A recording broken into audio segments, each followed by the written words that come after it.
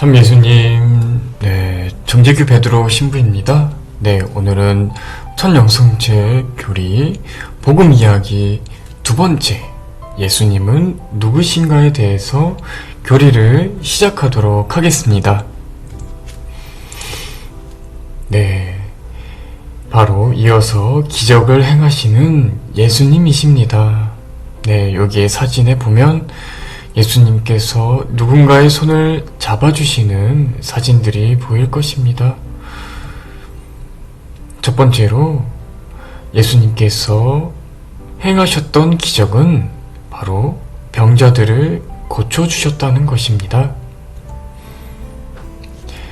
병자 중에서도 나병 환자가 있는데 루카 5장 12절에서 16절에 나병 환자가 이러한 말을 합니다. 주님께서 하고자 하시면 저를 깨끗하게 하실 수 있습니다. 예수님께서는 나병 환자의 믿음을 보고 바로 이렇게 말씀해 주십니다. 내가 하고자 하니 깨끗하게 되어라. 다음으로 병자 중에 예리코의 눈머니가 있습니다. 바로 소경이지요. 마르코 10장 46절에서 52절에 나오는 눈머니인데요. 그래서 예수님께서 이 눈머니를 보고 안타까운 마음으로 이러한 말씀을 해주십니다. 내가 너에게 무엇을 해주기를 바라느냐? 그래서 그 눈머니는 제가 다시 볼 수 있게 해주십시오 라고 말을 합니다. 그래서 예수님께서는 이 눈머니의 간절함과 믿음을 보시고 가거라, 내 믿음이 너를 구원하였다 라고 말씀해 주십니다. 그러자 눈머니는 눈을 뜨고 이 세상에서 다시 살아갈 수 있게 되었습니다. 다음으로 두 번째는 5,000명을 먹이신 기적입니다. 마르코 6장 30절에서 44절의 말씀으로 여기에서는 빵 5개와 물고기 2마리로 5,000명의 사람들을 먹이신 기적을 보여주십니다. 먼저 사람들에게 먹이시기 이전에 하늘을 우러러 찬미를 드리십니다.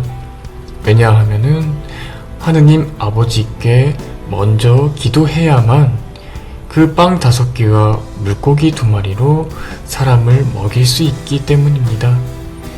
그래서 5,000명을 다 먹이시고 난 후에 남은 빵 조각과 물고기를 세어보니 12강주리에 가득 찼다는 것입니다. 세 번째의 기적은 더러운 영을 내쫓으심입니다. 루카 9장 37절에서 43절의 말씀으로 더러운 영, 다시 말해 더러운 악마에 사로잡힌 아이가 하나 있었어요.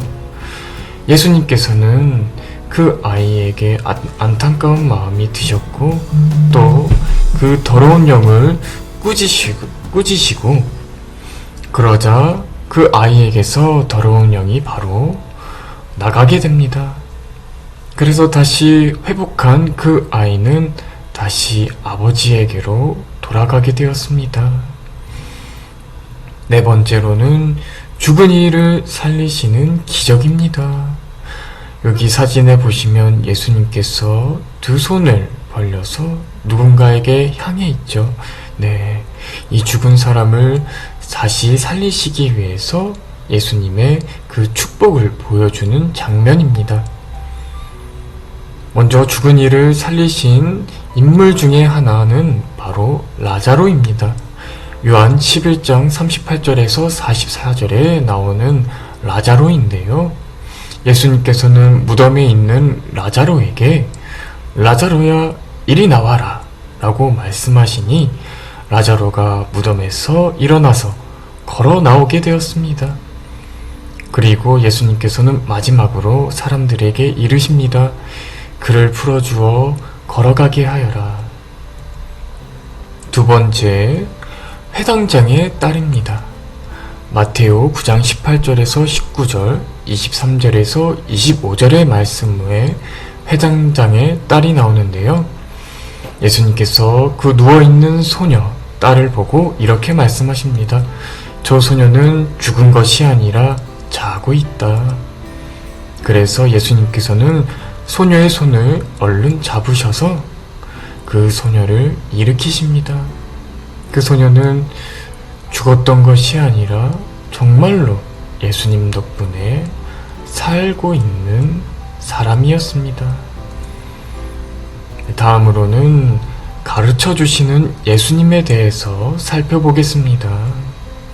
여기 사진에 보시면 한 사람에게 가르쳐 주시거나 또 두 번째 사진에는 많은 사람들을 가르쳐 주시는 예수님의 모습이 보이죠? 첫 번째로 하늘나라에 대한 가르침입니다. 우리 첫 영성체 친구들은 하늘나라에 대한 어떤 생각을 가지고 있는지요? 저는 첫 번째로 하늘나라는 겨자씨라고 생각합니다. 겨자씨는 마테오 13장 31절에서 32절에 나오는 말씀으로 겨자씨는 어떤 씨앗보다도 작습니다.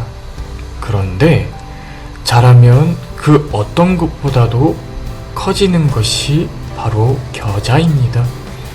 나무가 되고 또 나무에 하늘의 새들이 올 정도로 커지는 것이 바로 겨자입니다. 이것이 바로 하늘나라이죠. 처음에는 작지만 정말 나중에는 정말 넓디 넓은 하늘나라가 되는 것이 바로 겨자입니다. 다음으로는 하늘나라는 보물과 진주 그리고 그물입니다. 네, 우리 친구들 숨겨진 보물을 찾는 그런 모험을 해보셨나요? 그 보물을 찾을 때 얼마나 기쁜지요.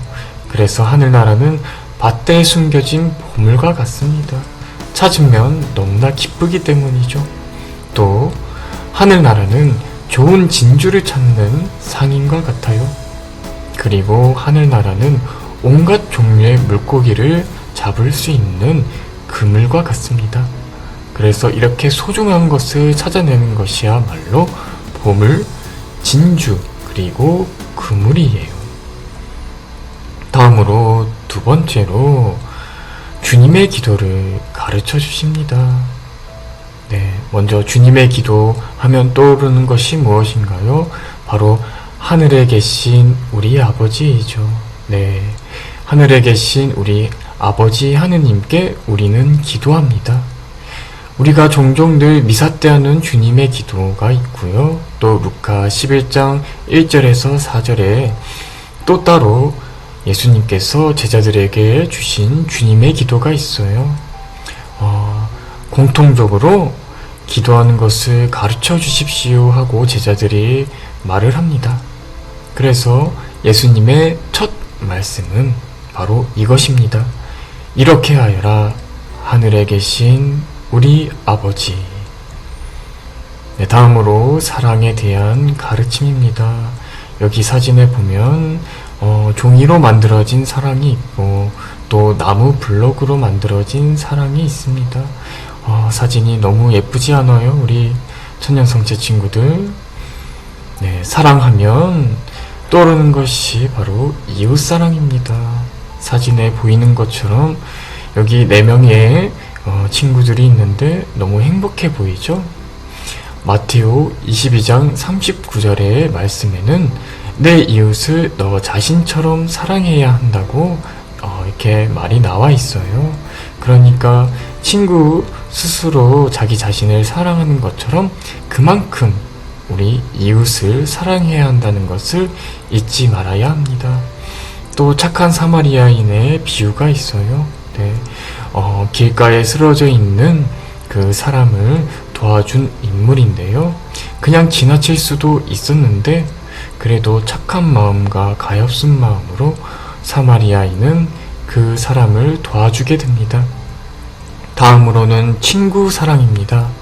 네, 친구 하면 베스트 프렌드이죠. 네, 베스트 프렌드라는 것은 친구를 위하여 목숨을 내놓는 사랑이에요. 이것보다 더 큰 사랑은 없고요. 그래서 예수님께서는 내가 너희에게 명령하는 것을 실천하면 너희는 나의 친구가 된다라고 말씀해 주십니다. 가장 큰 계명은 그래서 하느님 사랑과 이웃 사랑인데요. 예수님, 말씀 중에서 가장 큰 계명은 어느 것인가요? 물어본다면 하느님 사랑이 더 큰 것일까요? 이웃 사랑이 더 큰 것일까요? 네, 둘 다 가장 큰 계명입니다. 어느 하나 따질 것이 없어요.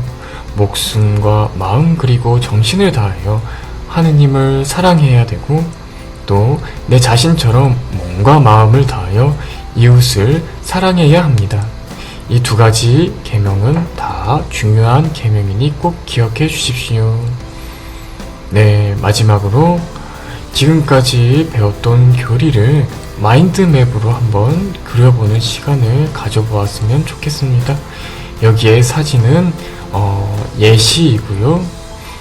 우리 친구들이 이 마인드맵을 자유롭게 그릴 수 있어요. 네, 자유롭게 꾸밀 수 있고 또 그리기가 어려우면 사진을 붙일 수 있고요. 네, 여기 마인드맵에 나온 것처럼 먼저 중앙에 예수님을 먼저 그려주고 첫 번째 줄기를 타서 그려주고 또 왼쪽으로 줄기를 타서 또 그려주시면 됩니다. 네, 무엇보다도 우리 친구들이 자유롭게 색칠하고 또 색연필로 또 색칠하고 또 자유롭게 할 수 있으니까요. 아름다운 마인드맵을 그려주시기를 바랍니다. 네, 여기까지 천년성체 교리를 마치고요. 신부님은 또 다음 주에 복음 이야기 제 세 번째 예수님은 누구신가에 대해서 또 찾아뵙도록 하겠습니다. 우리 친구들 그동안 잘 지내시고 주님 안에서 행복하시길 바래요. 안녕.